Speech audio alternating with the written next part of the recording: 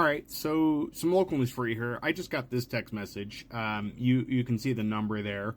I have no idea who this is from, and you'll see why I'm saying that in a minute here, but this is very misleading. And I can only imagine this has to do with the current D11 school board, or the board, because they are afraid of losing their power because of the ties they have to some nefarious groups. But they want you to know that Charles Johnson here is a criminal. They want you to know he's a criminal. No context. They would just like you to know that there was an attempted robbery. No idea what that means, but we're just going to say attempted robbery and inciting a riot. Man, this guy must be pretty awful. Let's dig into this a little bit further.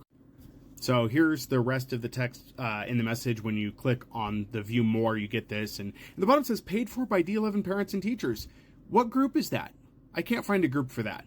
That seems very, very short. So I'm wondering who's responsible for this. Somebody needs to look into that and determine who's responsible for this, because looking at this, that seems highly, highly inappropriate that they're just sending this out.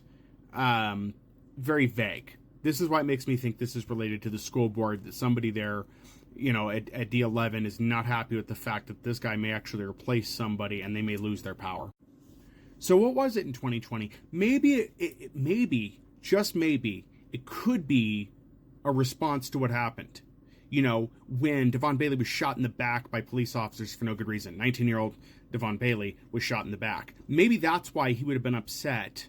And this is why he would have gone to the sergeant's house with other people. But we're only focusing on the one person because, they're running for the school board. And we just have to classify them as an animal who's uncontrollable.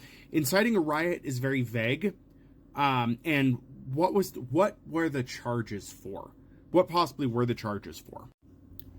All of this comes from the CBS article, and these were ran locally. Charles Johnson, 20 of Colorado Springs, is accused of trying to take a cell phone from someone worth approximately $900. There's your attempted robbery. He is charged with attempted robbery, including inciting a riot. No information on the inciting riot portion, though. Could it be because they were outside the sergeant's home protesting? That was the only charge they could get to stick besides the robbery.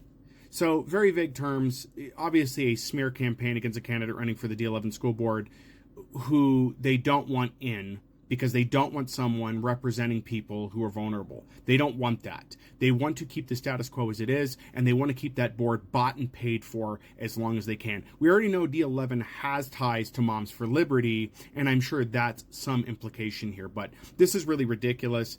I don't know who needs to investigate this. I'm going to tag some of the news places here in town to see if they can look into this. But I want to know who this group is beyond the texting. Paid for by D11 parents and teachers does not make any sense. I don't know who that group is. Usually there needs to be some organizing group, but this seems like something that Moms for Liberty would do or other such groups would do. I don't know for certain, but they like to use those vague, plastered lines at the end of the messages. So anyway, if you guys know anything about this, feel free to comment below. Again, I'm going to tag local news stations, see if they can come up with anything. I doubt they're going to provide anything, because as I've done videos before, they tend not to want to look into this. But we'll see what we get here. But it is a rather disturbing message and should not be something that is happening. If you want to accuse somebody of something and you want to do campaigns like this, put your group's name on it. Don't hide behind vague names.